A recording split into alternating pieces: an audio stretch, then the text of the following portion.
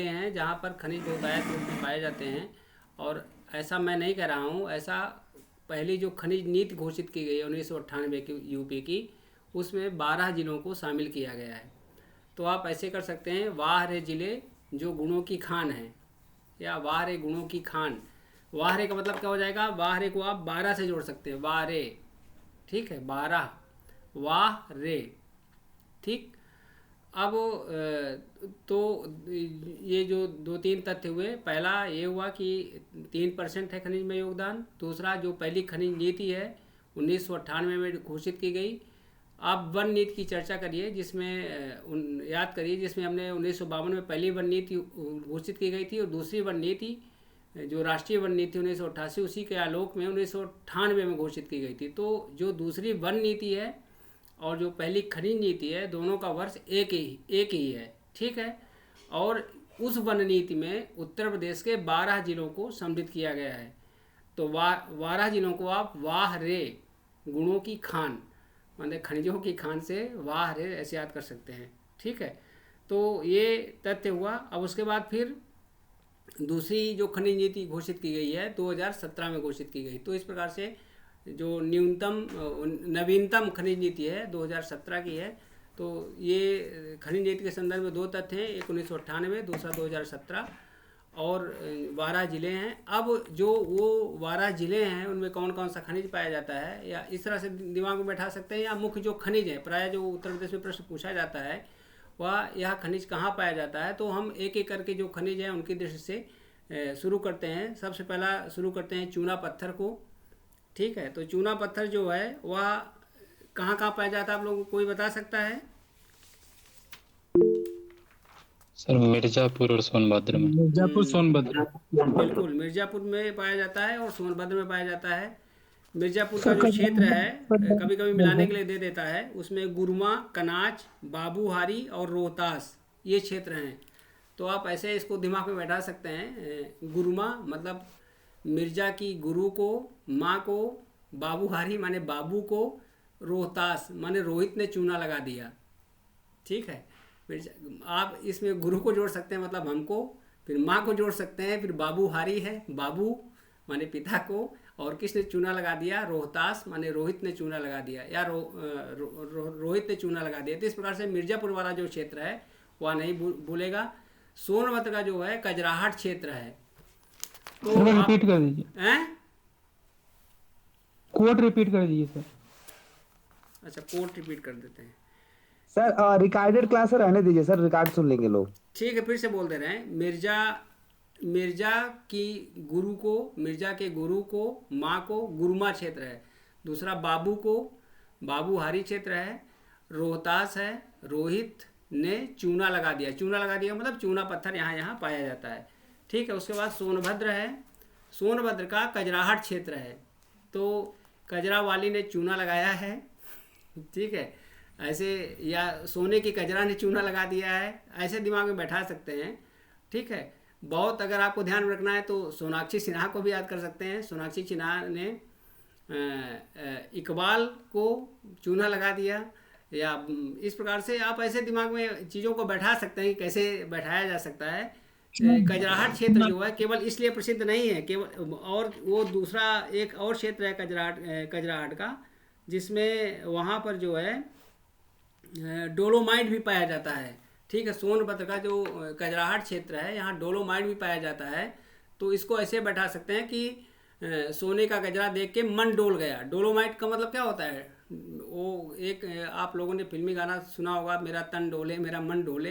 तो यहाँ पर सोनाक्षी माने सोनभद्र हो गया। सोनाक्षी के कजरे को देख करके आप सबको मन नहीं डोलना चाहिए, जो उसके पति हैं जाहिर इकबाल, उनका मन डोलना चाहिए, ठीक है। बाकी सब फिल्मी अभिनेत्री हैं, नायिका हैं, उनकी कला को देखिए, अपने मन को डुलाइए, तन को डुलाइए, डांस वांस करिए, लेकिन यहाँ पर इसको दिमाग में बैठाइए। डोलोमाइट सोनभद्र का कजराहट क्षेत्र है जहाँ पाया जाता है। कजराहट क्षेत्र में चूना भी पाया जाता है, अगर मन डोलेगा तो चूना लगेगा, इसको दिमाग में बैठा सकते हैं, ठीक है। इस प्रकार से दोनों चीज़ें आपके दिमाग में बैठ सकती हैं। देखिए कि सीता जी का मन सोने के हिरण को देख करके डोला था, और कितना बड़ा चूना लगा। आप सबको पता है सीता का जो अपहरण है वह ये संदेश देता है कि अगर हम सोने के पीछे भागेंगे तो चाहे वो जगत माता ही क्यों ना हो, उनको भी कष्ट उठाना पड़ेगा।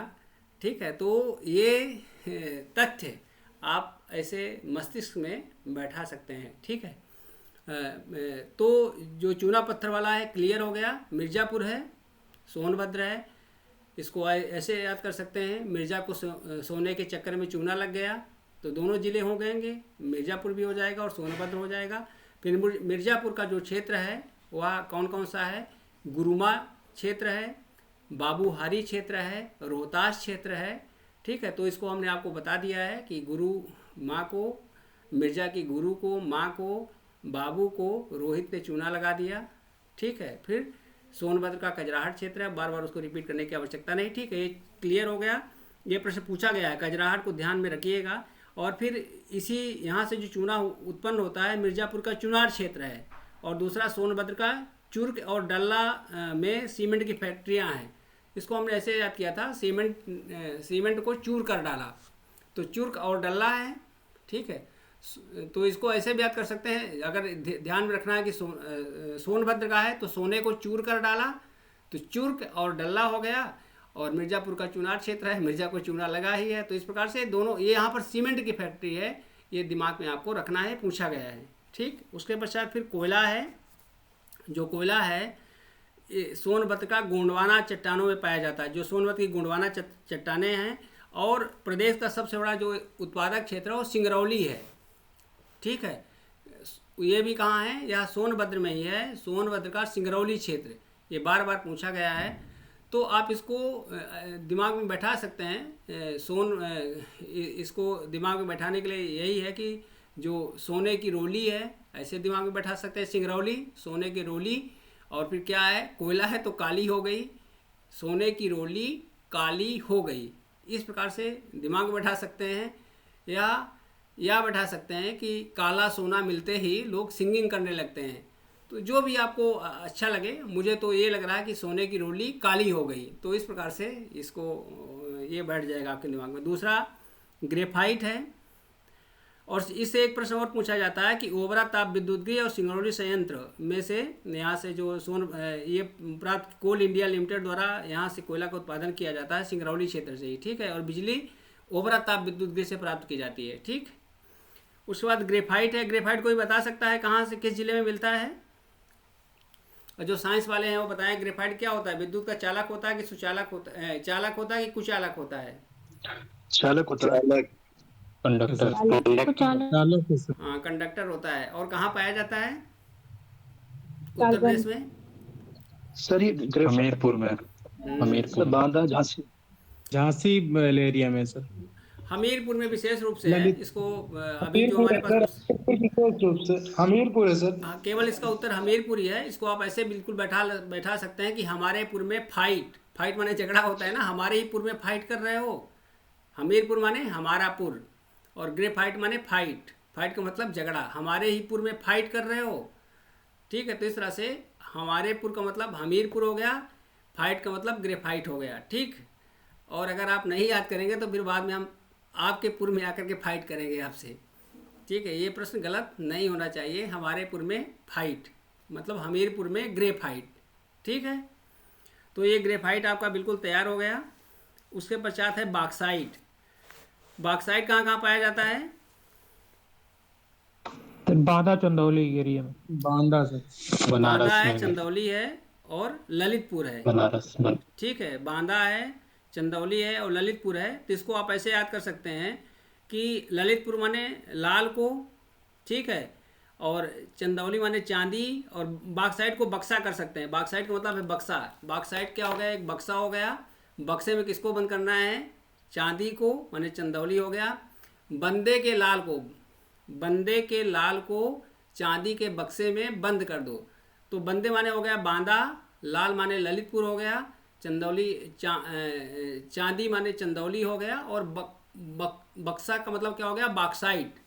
ठीक है, तो बक्से में ऐसे भी याद कर सकते हैं, बक्से में चांदी के बक्से में माने चंदौली हो गया, लाल को, और किसके लाल को? बंदे के लाल को बंद कर दो। तो इस प्रकार से यहाँ पर बंदे माने बांदा हो गया, बॉक्साइट माने बक्सा हो गया, और किसको बंद करना है, लाल को माने ललितपुर हो गया। तो इस प्रकार से आपके तीनों जिले दिमाग में बैठ जाएंगे। बॉक्साइट माने बक्सा हो गया, बक्से में किसको बंद करना है, चांदी को। इसे भी लोग बक्स बंद किए रहते हैं, ठीक है। किसके लिए बंद किए रहते हैं, लाल के लिए। और कौन बंद करता है, बंदा माने व्यक्ति जो भी होता है। इस प्रकार से बंदा माने बांदा हो गया, बंदे ने लाल को चांदी के बक्से में बंद कर दिया, ये भी कर सकते हैं, या लाल के लिए चांदी को बक्से में बंद कर दिया।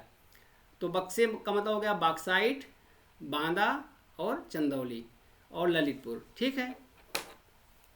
उसके बाद डोलोमाइट हम आपको बता ही चुके हैं। सोनभद्र का कजराहट क्षेत्र है, और इसको सोने के देख करके मन डोल गया सीता का, ऐसे दिमाग में रख सकते हैं ना, सोने का हिरन देखकर सीता का मन डोल गया। सबसे अच्छा ऐतिहासिक और पौराणिक कोड है, ये बिल्कुल नहीं भूलना चाहिए, ठीक है। सोनाक्षी सिन्हा को जाने दीजिए, सीता माँ को याद करिए। सोने का हिरन देख करके सीता का मन डोल गया। सोने के हिरन माने सोनभद्र हो गया, डोलोमाइट माने डोलोमाइट खनिज ही है, ठीक है। और इस प्रकार से सोनभद्र में है, ये दिमाग में आपके बैठ जाना। मतलब सोनभद्र का जो कजराहट क्षेत्र है यहाँ पर पाया जाता है, ठीक है। हमने आपको ये भी बताया था कि सोने का मतलब सोनाक्षी सिन्हा का कजरा देख करके जाहिर इकबाल का मन डोल गया, ऐसे भी आप दिमाग में बैठा सकते हैं, जैसे भी आपको बैठाना हो, ठीक है। उसके बाद बांदा जिले में पाया जाता है, तो बंदे का मन डोल गया, ठीक है। बंदा जिले माने सोने का कजरा देख करके बंदे का मन डोल गया। तो इस प्रकार से बंदा माने बांदा हो गया, कजराहट क्षेत्र हो गया, और किसका है, सोनभद्र का।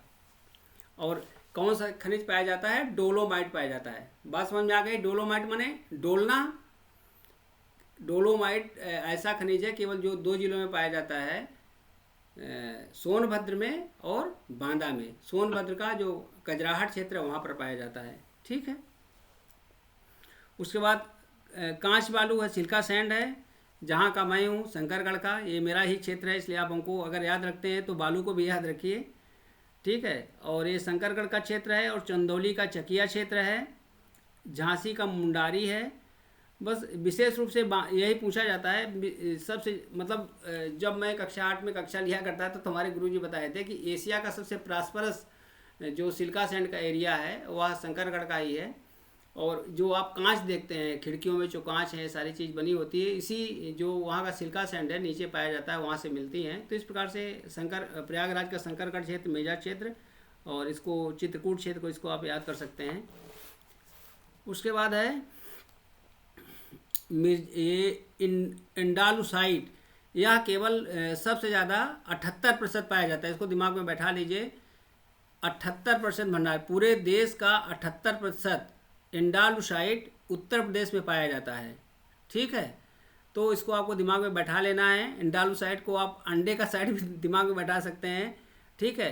और साइट माने दृश्य होता है, तो ये देख सकते हैं कि जो मिर्जा की साइट है, इंडालुसाइट माने क्या हो जाएगा, मिर्ज़ापुर में पाया जाता है, ठीक है। मिर्जा की और सोनभद्र में पाया जाता है। तो इसको आप ऐसे बैठा सकते हैं कि मिर्ज़ापुर है, मिर्जा की साइट में सोना दिखता है। साइट को दिमाग में रखना है आपको, और किसी खनिज में साइट नहीं है। साइट माने दृश्य भी होता है, ठीक है। तो मिर्जा की साइट में सोना दिखता है। इंडालुसाइट को अच्छी तरह से बैठा लीजिए मस्तिष्क में। ये चूँकि विशिष्ट है और उत्तर प्रदेश में 78%, पूरे देश का 78% पाया जाता है, इसलिए यह महत्वपूर्ण है। हो सकता है कि पूछ लिया जाए, तो इसको आपको मिर्जा की साइट में सोना दिखता है, इसको इस प्रकार से बैठा लेना है। मिर्जा का मतलब मिर्ज़ापुर हो गया, साइट हो गया, सोना माने सोनभद्र हो गया, ठीक है। और इसी में एक डायस्पोर भी खनिज है, जो कि केवल यहीं पाया जाता है, सर्वाधिक भंडारण है डायस्पोर। ये पता नहीं कौन सा खनिज है। इसको यूपी के अंडे का साइट डायनासोर जैसा, तो अंडे माने इंडालुसाइट हो गया, और डायनासोर माने डायस्पोर हो गया। ये दोनों खनिज ऐसे हैं जो यूपी में ही पाए जाते हैं, मतलब इसको डायनासोर जैसा माने सबसे ज़्यादा पाया जाता है, ठीक है। उसके बाद सेल खड़ी है, इसको टाल्क भी बोलते हैं, यह हमीरपुर में पाई जाती है और झांसी जिलों में पाई जाती है, ठीक है। तो सेल खड़ी को आप खड़ी भी बोल सकते हैं। इसको हमने बनाया है, हमको खड़ी खड़ी झांसा दे गई, तो हमको माने हमीरपुर हो गया, और झांसी तो है ही, और खड़ी माने सेल खड़ी। ठीक है, ये सौंदर्य प्रसाधन में इसका प्रयोग किया जाता है, टेल्कम पाउडर में प्रयोग किया जाता है, टेक्सटाइल और कागज आज के निर्माण में प्रयोग किया जाता है। तो सेल खड़ी को आप खड़ी खड़ी से हमको माने हमीरपुर, और झांसा दे गई माने झांसी की। ठीक है, इस समय जो साइबर फ्रॉड ये सब चल रहा है, तो आप इसको इस प्रकार से जोड़ सकते हैं, सब खड़े खड़े झांसा दे के निकल जाते हैं। तो ये दिमाग में रख सकते हो। वैसे भी जो सौंदर्य प्रसाधन प्रयोग किए जाते हैं, टाल्क का या सेल खड़ी का सौंदर्य प्रसाधन के रूप में प्रयोग किया जाता है, निश्चित रूप से झांसा देने के लिए ही प्रयोग किया जाता है। ओरिजिनलिटी में अगर कोई रहे तो झांसा देना बड़ा मुश्किल है। ठीक है,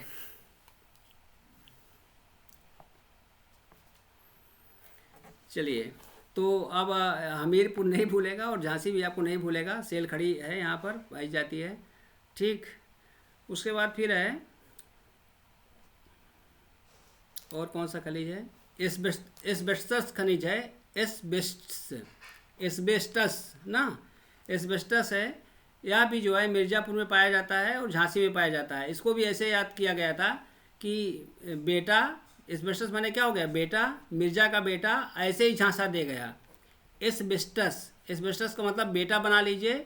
ठीक है, या बेटा झांसा दे गया, मिर्ज़ा का बेटा झांसा दे गया। बेटा का मतलब एस्बेस्टस से है, और किसी में एस्बेस्टस नहीं है, तो यहाँ पर बेटा शब्द का प्रयोग करके इसको आप बैठा सकते हैं। फिर जिप्सम है, यह झांसी में और हमीरपुर में पाया जाता है।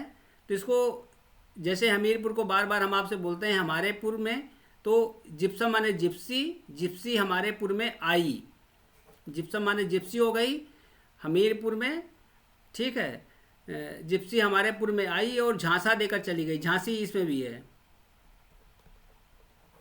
ठीक, अब ये जो महत्वपूर्ण तथ्य थे वो मैंने आपको बता दिए।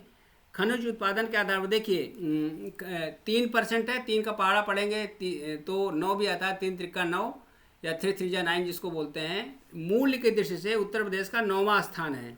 ठीक है, मूल्य की दृष्टि से 9वां स्थान है, और जो परसेंटेज है आपको बताया था 3% है। ठीक है,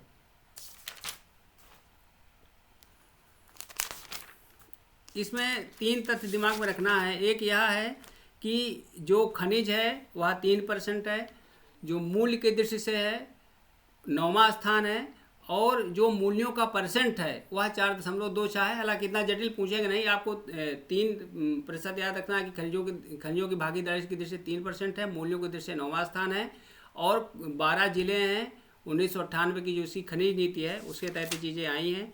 तो ये जो कुछ तथ्य थे वो हमने आपको बताया। एक और है, ललितपुर में यूरेनियम पाया जाता है। ठीक है, तो आप इसको क्या कैसे याद कर सकते हैं, ये तो याद ही होगा, कई बार पूछा भी गया है। ठीक है, तो यूरेनियम है, आप ऐसे दिमाग में बैठा सकते हैं कि लाल, अगर नहीं पढ़ोगे तो यूं ही रोते रहोगे। ललितपुर माने लाल हो गया, यूरेनियम रोनियम। ठीक है, यूं ही रोते रहोगे, अगर लाल पढ़ाई नहीं करोगे तो यूं ही रोते रहोगे। यूरेनियम को यूरोनियम से बना सकते हैं। ठीक, इस प्रकार से।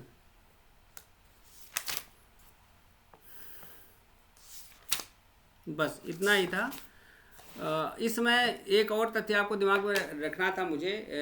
वक्फ बोर्ड काफ़ी चर्चा में है, किसी ने पढ़ा है इसके बारे में, क्या क्या है, पहली बार कब आया और कैसे, क्या स्थिति है इस समय की। जो वक्फ है, इसमें वक्फ काफ़ी चर्चा में है, इसमें संशोधन की बात की जा रही है। कोई बताएगा?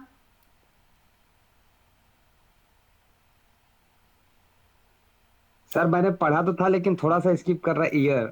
प्रदीप सर आप बताइए। हाँ, अभी हाल ही में सर चर्चा में था तो मैंने पढ़ लिया था, बट ईयर स्किप कर रहा है सर। देखिए, वक्फ का अभिप्राय होता है वह संपत्ति जो अल्लाह को दे दी गई है, खुदा को दे दी गई है, और खुदा को दे दिया तो फिर उसके बाद क्या है, वह अहस्तांतरणीय है, वह दोबारा ली नहीं जा सकती। ठीक है, इसी से वाकिफ शब्द भी बना है। वाकिफ माने होता है कि खुदा के सब कुछ खुदा के अधिकार में है, इससे आप वाकिफ हो या आपकी जानकारी में होना चाहिए। ठीक है, तो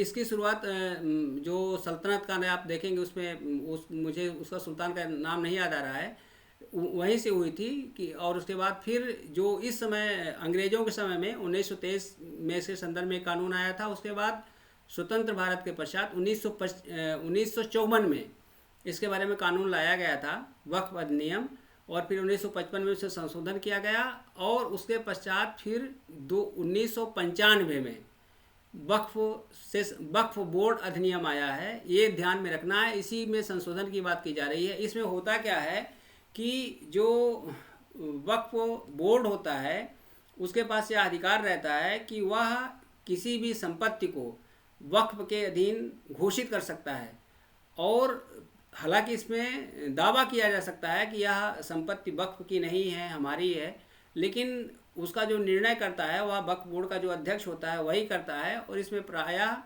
पक्षपात की स्थिति देखी जाती है। तमाम ऐसे क्षेत्र हैं अभी विवाद में, जैसे बनारस का वो क्षेत्र आप देख सकते हैं, तमाम ऐसे हैं जहाँ पर इस प्रकार की बातें आई हैं। तो इसमें ये संशोधन किया जा रहा है, संशोधन करके यह किया जा रहा है, विशेष रूप से जो जिस बिंदु पर संशोधन होना है वह यह है कि वक्फ बोर्ड किसी भी संपत्ति को अपनी संपत्ति घोषित करे, इसके पीछे उसका इसमें उसका प्रॉपर वेरिफिकेशन होना चाहिए, सत्यापन होना चाहिए कि वास्तव में यह इसकी संपत्ति है या किसी और की संपत्ति है, और ये इसका सत्यापन प्रशासनिक अधिकारियों के द्वारा किया जाना चाहिए, ना कि वक्फ के द्वारा। ठीक है, तो मुख्य चीज़ जो है, इसको और पारदर्शी और सत्यापनीय बनाने के लिए संशोधन किया जा रहा है, और इसमें काफ़ी चर्चा में है। 2020 में संभवतः इसमें संशोधन का प्रस्ताव आया था, या 2022 में, मुझे याद नहीं आ रहा है। इसकी स्क्रीनशॉट हम ग्रुप में भेज देंगे जहाँ से मैंने पढ़ा है, तो आपको क्लियर हो जाएगा। लेकिन ये 1954-55 और 1995 आपको दिमाग में रखना है, और जिसमें फिर संशोधन किया गया था 2013 में, और अधिकार दे दिया गया था। बाद में जब ये भाजपा की सरकार आई तो इन सब ने इसको और पारदर्शी और सत्यापनीय बनाने के लिए इस पर काफ़ी संसद में घामाघामी हो रही है, चर्चा हो रही है, इसलिए ये प्रश्न पूछा जा सकता है। ठीक है, तो बस इसका आज की जो कक्षा है उसका हम यही समापन करते हैं। आगे फिर आप उसको कंटिन्यू रखिए, कल फिर हम देखते हैं कि और इसमें कुछ और वन वाला और पर्यावरण वाला मैंने देखा था, उसमें कुछ और संशोधन की आवश्यकता है, और पर्यावरण संरक्षण से संबंधित अधिनियम है, इनके बारे में चर्चा करेंगे, और देखेंगे जो कृषि वाला क्षेत्र है, इस प्रकार का और जो क्षेत्र हो सकता है उस पर हम चर्चा करेंगे। ठीक है, आप सब इससे लाभान्वित हुए अथवा नहीं नहीं हुए, कुछ ये समझ में बहुत आए ज्यादा कुछ, सर। कुछ आप लोग अपने से ही बना लीजिएगा। लेकिन मुझे जो डोलोमाइट है जी सर, ये बहुत बढ़िया है ये सर। बढ़िया है, और विशेष रूप से सीता जी के संदर्भ में, मतलब सोने का हिरन या सोने को देख करके मन डोल गया। जिसको सोनाक्षी सिन्हा से डुलाना उनसे भी डुला सकते हैं। ठीक है, तो फिर इसका यहीं पे समापन किया जाता है। आगे जो और महत्वपूर्ण बिंदु होंगे, एक जो दृष्टि और आ गई है, आप लोगों ने हो सकता है देखा या ना देखा हो, आज मैं देखा हूँ, तो आप लोग चाहे तो इसको भी ले लीजिएगा। इसमें ये नई दृष्टि आई है, अभी आज ही आई है संभवतः। ठीक है, तो इसमें से भी कुछ तथ्यों को देख सकते हैं, या सर भागीरथी ये जी। 24 पेज का सर अलग से दिया है सर, तो उसी को पढ़ लिया जाएगा सर। अच्छा, बाकी सब वही है। हाँ सर, बाकी वही है सर। यस ठीक। सर, इन्होंने बोला था ना कि वो पीडीएफ के फॉर्मेट में अक्टूबर और नवंबर का न्यूज दे देंगे, तो अक्टूबर का ग्रुप पे भी किसी ने डाल दिया है, अब नवंबर का आने वाला सर होगा। ग्रुप पे डाला गया है सर। नवंबर की तैयारी आप लोग मत करिए, नवंबर का करंट नहीं पूछा जाएगा, अक्टूबर तक का ही करंट पूछा जाएगा। ठीक है, ठीक है जी सर, सर। तो अक्टूबर का तो आ गया है। अक्टूबर तक का ही करंट पढ़िए, उसके बाद का पढ़ने की आवश्यकता नहीं है। ठीक ठीक है, फिर आपसे विदा जी लेते हैं, सर। कल फिर कोशिश करेंगे। अभी मैं इतना इसमें विवाह और सबका माहौल चल रहा है, मैं वहाँ से दौड़ा दौड़ा आया, फिर यहाँ पर शामिल हो गया अभी आपके समक्ष। ठीक है, ठीक, ओके, नमस्ते। प्रणाम सर। हाँ, नमस्ते। ओके, प्रणाम सर। नमस्ते। प्रणाम सर। प्रणाम सर। प्रणाम सर। प्रणाम सर। नमस्ते। प्रणाम सर। प्रणाम सर। प्रणाम सर। नमस्ते। प्रणाम सर। ठीक, ओके, फिर आप कंटिन्यू करिए। ओके, हाँ, कुछ कहना चाह रहे ओके हैं सर, भागीरथी जी? नहीं सर, नहीं सर। ठीक है, ओके, शुभ रात्रि। अच्छा, ब्यूटी मैम सर बोलना चाह रही हैं कुछ है। जी जी बताएं। सर थोड़ा सा अलग है क्वेश्चन। जी बताएं। जब तुलसीदास को लोग मतलब बताते हैं ये जो है शकल ताड़न के अधिकारी, तो लोग आजकल बता रहे हैं कि मतलब वो ताड़ना मतलब देखभाल होता है, लेकिन और भी बाकी सारे तो में मतलब उनके देखते हैं तो थोड़ा बिटरनेस तो दिखता है औरतों के प्रति। मतलब क्या माने इसको हम लोग, कहीं देखिए, कुछ बोलना हो तो क्या है यह सॉरी। यह एक निर्मम तथ्य है। आपका नाम ब्यूटी ही है ना? जी जी जी। जी ब्यूटी जी, यह एक निर्मम तथ्य है कि जब वो एक साम्यवादी अवस्था थी आदि मानव के समय में, उसके पश्चात फिर जैसे ही यह बात हुई कि पुरुष बाहर का काम करेंगे और जो महिलाएं हैं वह घर में रहेंगी, तो जैसे ही ये चीज़ें होती हैं उसके पश्चात जो पितृसत्तात्मक व्यवस्था की स्थिति, केवल ये भारत की स्थिति नहीं है, अमेरिका जैसा सशक्त लोकतंत्र है वहाँ भी देखिए आज तक कोई महिला राष्ट्रपति नहीं बन पाई है। कमला हारिस थी, वो अभी हार गई, ठीक है जी सर, जी जीतने की सर। कोशिश में। तो एक ये, और दूसरा जो आपका प्रश्न है यह काफ़ी गंभीर प्रश्न है, और निश्चित रूप से ये समझिए कि तुलसीदास ने जो कुछ लिखा है उन्होंने स्पष्ट रूप से कहा है कि ये मेरा अपना मत नहीं है। उन्होंने कहा है नाना पुराण निगमागम सम्मतम यद, ठीक है, नाना पुराण निगम आगम में जो सम्मत है उसी को मैं यहाँ पर लिख रहा हूँ। मैं यहाँ पर तुलसीदास को प्रोटेक्ट नहीं कर रहा हूँ, मैं केवल ये बताना चाह रहा हूँ कि वस्तुतः साहित्य जो होता है वह समाज का दर्पण होता है। उस साहित्य ओके। में जो उस समाज में, उसमें महिलाओं की स्थिति क्या थी, आप शिक्षा की स्थिति देख लीजिए और ढेर सारी स्थितियां देख लीजिए। मतलब गार्गी या पाला घोषा के बाद कोई ऐसी विदुषी आई जिसका नाम याद है, कोई ऐसी शासिका रही है याद है, तो वहाँ पर ये चीज़ें कही जाती हैं। हालांकि चौपाई की जो आपने ताड़ना के संदर्भ में व्याख्या की, उसमें जो शब्द हैं ढोल गंवार शूद्र पशु नारी सकल ताड़ना के अधिकारी, तो ये वस्तुतः इसमें हम ये देखना पड़ेगा ये कौन सा पात्र बोल रहा है। यह तुलसीदास का कथन नहीं है, यह राम का कथन नहीं है, यह किसका कथन है, यह सिंधु का कथन है, समुद्र का कथन है, और ऐसे पात्र का कथन है जो 3 दिन तक उनकी बात नहीं मान रहा था ना। 3 दिन तक भगवान राम प्रार्थना करते रहे, विनय न मानत जलधि जड़ गए 3 दिन बीत, बोले राम सकोप तब भय बिन होय न प्रीत, है ना। 3 दिन तक प्रार्थना करते रहे, उसके बाद फिर समुद्र ने, जब समुद्र बाहर आया तब उसने बात कही, ठीक है। तो इस प्रकार से ये जो बात कही गई है यह है जो भगवान राम के मुंह से कही गई है। उन्होंने सीधे बाली को कहा था कि अनुज बधु भगनी सुत नारी सुन सठ ये कन्या समचारी, इन्हें कुदृष्ट बिलोकी जोई ताई बधे का पाप न होई। मतलब वहाँ पर नारी के सम्मान की कितनी पराकाष्ठा है। नारी के सम्मान की पराकाष्ठा यह है कि अनुज बधु माने अनुज की पत्नी, भगिनी बहन, श्रुत नारी, पुत्र वधु, ठीक है, ये सुन सठ ये कन्या समचारी, ये सब क्या है, कन्या के समान है। इन्हें कुदृष्टि बिलोकी ये जोई ताई बधे कछु पाप न होई, उसको बधने से कोई पाप नहीं होने वाला है। दूसरा राम का चरित्र देखिए कि मेघनाथ को मारा गया या रावण को मारा गया, तो क्या उन्होंने, उनकी जो पत्नियां थी या इस प्रकार के जो बात के राजा करते थे, क्या करते थे, किसी राज्य को जीतते थे उसके बाद उनकी जो महारानियां पटरानियां रहनी थी उनका अपहरण कर लेते थे, अपने साथ ले आते थे। आप यहाँ की स्थितियां देखिए किस प्रकार से यहाँ पर क्या करना पड़ता था, चिता में कूद जाती थी ना राजपूतानियां, उसके पीछे क्या पर उद्देश्य रहता था, ये रहता था। तो ये राम का उदात्त चरित्र है। पत्नी खो जाती है, उसके पश्चात वो क्या करते हैं, हे खगमृग हे मधुकर श्रेणी तुम देखी सीता मृग नैनी, मतलब वो खोजते रहते हैं, देखते रहते हैं और खुद एक पत्नी व्रत का पालन करते हैं। लोग उनके ऊपर आरोप लगाते कि उन्होंने पत्नी को निर्वासित कर दिया। पत्नी को निर्वासित करने के बाद कहा कि किसी को लाए हो, किसी को अपने पास रखे, नहीं रखे। वह भी बिल्कुल उत्तर रामचरितम में भूभूत ने लिखा है, कारण मतलब जैसे होता नहीं आवे की आग जलती रहती है, उसी प्रकार से उनका हृदय जलता रहा सीता निर्वासन में। वो भी किसके लिए क्या था, लोकतंत्र के लिए, अभिव्यक्ति की स्वतंत्रता उन्होंने दी थी। उन्होंने बोला हुआ था जो अनीति कछि भाखों भाई तब मोहि बरजो भय बिसराई, हे बंधु अगर मैं कुछ भी अनीत बोलूं तो मुझे मना कर देना बिना किसी भय के। तो ये आदर्श है। हालांकि यहाँ पर एक बात तो ये, इस चौपाई का 2 तरह से आप वहाँ पर रक्षा कर सकती हैं, बता सकती हैं, सही तथ्य रख सकती हैं कि एक जिस पात्र के द्वारा यह कहा जा रहा है वह पात्र कौन है, वह पात्र सागर है जो कि 3 दिन तक बिना की बात नहीं कर रहा था। एक जगह और है, वो कहता है कि रावण के मुख से कहलाते हैं कि जो औरत होती है अवगुण 8 सदा उड़ रही, नारी स्वभाव सत्य सब कहाही अवगुण 8 सदा उड़ रही। मंदोदरी रावण को समझाती है और उसके बाद रावण बिल्कुल उसको ऊपर चीखता है, चिल्लाता है, कहता है अरे इसीलिए सभी लोग सही कहते हैं कि अवगुण 8 सदा उड़ रही, महिलाओं में 8 अवगुण हमेशा होते हैं। तो ये कौन पात्र बोल रहा है, हमें ये ध्यान रखना पड़ेगा। या तुलसीदास ने नहीं कहा है या उस पात्र ने कहा है, उस पात्र की जो सोच है वह सोच इसमें अभिव्यक्त होती है। एक बात यह है।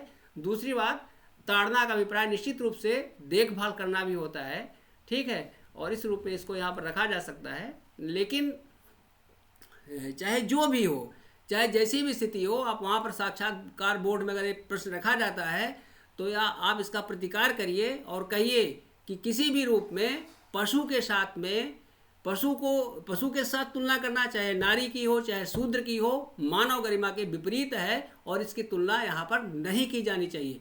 लेकिन उस समय की स्थिति वैसी ही थी। और ये केवल वो बात नहीं कर रहा, जब आप देखिए बाबा साहब अम्बेडकर को जब वो दलित की बात करते हैं तो उसमें महिलाओं को भी शामिल करते हैं और जो दलित वर्ग है उसको भी शामिल करते हैं। इसी प्रकार से मार्क्स भी कहते हैं कि जो शोषित वर्ग है उसमें दोनों वर्ग शामिल हैं, एक जो सर्वहारा वर्ग है और दूसरा महिला भी उसी वर्ग में शामिल है, वो चाहे किसी भी वर्ग की हो, ठीक है। तो इस तथ्य को आपको वहाँ पर रखना है। आशा है कि ये बात क्लियर हो गई होगी। तो आपका बिल्कुल स्टैंड क्लियर होना चाहिए कि किसी भी रूप में पशु के साथ रखना, चाहे वो शूद्र हो या महिला हो, दोनों मानवीय गरिमा के पात्र हैं और यह संविधान या गरिमा सम्मत वक्तव्य नहीं है। दूसरा, तुलसीदास का दोष नहीं है। तुलसीदास ने जो समाज था उसको वहाँ पर प्रतिबिंबित किया है। तीसरा, उनके पक्ष में चीज़ कही जा सकती है कि जो पात्र बोल रहा है वह पात्र किस श्रेणी का है और उसके मुख से क्या अपेक्षा की जा सकती है। खुद भगवान राम जब बोलते हैं तो उनका जो भगवान राम का वक्तव्य है मर्यादा पुरुषोत्तम का वक्तव्य है और एक निष्ठ पति का वक्तव्य है और एक जो मर्यादा की रक्षा का वक्तव्य है। जो पूरा का पूरा रामायण का युद्ध है वस्तुतः स्त्री की गरिमा की रक्षा के लिए है, ठीक है। ओके सर, नमस्ते। Thank you sir. सर बहुत अच्छा समझाया आपने, समझ में आ गया सर। आपके शब्द ही मोटिवेशन। काफी दिनों से मतलब विवाद चल रहा था, आपने इस तरीके से समझाया कि मतलब एकदम कॉन्सेप्ट क्लियर हो गया कि बोल तो रहा है लेकिन कौन बोल रहा है ये महत्वपूर्ण है। जी जी बिल्कुल बिल्कुल। और जब भी ऐसी कोई बात हो हमेशा बिल्कुल हमको निष्पक्ष रखना है अपनी बातों को, ना तो उसके फेवर में ना धर्माचार्यों की तरह कह दे कि नहीं नहीं नहीं ये सही है, ठीक है। ताड़ना का मतलब क्या है? पशु के साथ क्यों तुम रख रहे हो? फिर क्या पुरुष ताड़ना के लिए नहीं है? पुरुष की देखभाल नहीं की जानी चाहिए? इनको जो करें करने दो, हुक्का गुड़गुड़ाते रहें, ऐसा नहीं होना चाहिए। दोनों की ताड़ना की जानी चाहिए, दोनों को रखा जाना चाहिए, दोनों की रक्षा की जानी चाहिए, दोनों की देखभाल की जानी चाहिए, ठीक है। जी सर। लैंगिक न्याय और जो हमारा लिंग समानता का कॉन्सेप्ट हो यही कहता है। धन्यवाद। प्रणाम सर। धन्यवाद सर। प्रणाम सर। प्रणाम सर। प्रणाम सर।